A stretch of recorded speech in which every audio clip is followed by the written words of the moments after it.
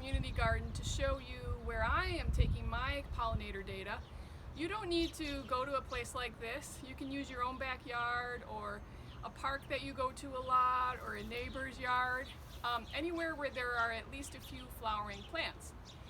So the specific part of this garden was planted in 2016, and it was planted with what are called perennial plants. The word perennial means that it comes back every year after a period of dormancy, which means basically that the plants sleep but then always return every year. Some of the original plantings have been outcompeted by weeds, but many of them are still here. And the advantage of perennial pollinator plants Peter Piper picked a peck of pickled peppers is that they are there every year as a reliable source of nectar, and that's why pollinator gardens have been planted. So, as the directions from Lauren say, you need to collect your data on a sunny or partly sunny day when the wind speed is between 1 and 3 miles an hour.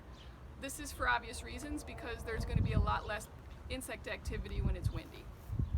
So you need to do your collections for 30 minutes, and you want to use your phone. Maybe what I do is I take my speech to text feature on my phone and I literally take my data verbally,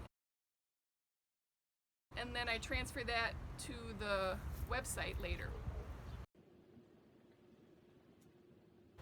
You can also use ID apps.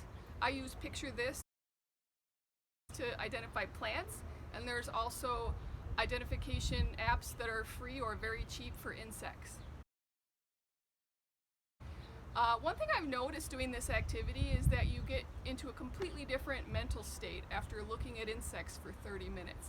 It makes you really aware of how little generally we are aware of unless we're paying attention. I guess I did achieve enlightenment by being off Facebook for a little bit. So I'll be interested to hear how you feel the experience is for you. So this is an example of citizen science. It's also an example of field work in ecology. Citizen science is when an individual voluntarily takes data for other scientists and their research and then contributes to a study. So I hope you enjoy yourselves, and there will be information next on how to enter your data into the website. I'm a content creator, oh my God. Okay, so one more thing and then we're done. I want to show you how to basically collect your data. You're gonna go, where the heck did I put it? So on July 27th, I put this Google form there. I'm gonna show it to you. And you know, you could actually just have your phone with you and pull this thing up.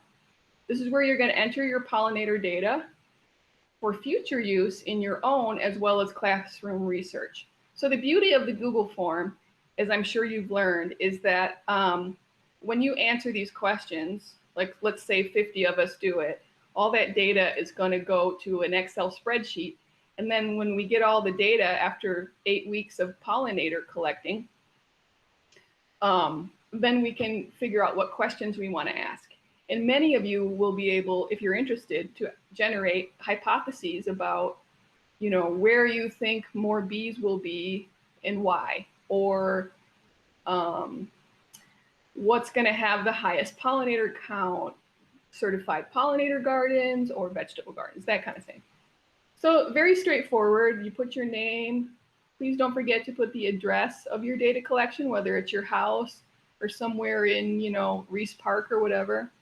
Make sure you put the date, time of day. There's just 3 different categories. And then this is important, total number of different flower species you observed. So for example, if you're in a lawn and the only thing there is white clover, then that would be only 1 flower. But let's say you're, I don't know, in your grandma's, your abuela's like amazing, you know, garden that has vegetables and pollinator things. And so there's 5 or more different kinds of flowers, then you would put that. Total number of different insect species you observed, pretty straightforward. And then this one is, I'm trying to do my own kind of hypothesis. approximate mile from the nearest park or larger green space. What I mean by that is some of you might live close to Reese Park or even Hanson Park. That's a large green space. Or you might live across the street from the community garden, right? So that would be considered a green space. So gauge, you know, kind of, if you have any questions about that, just ask me.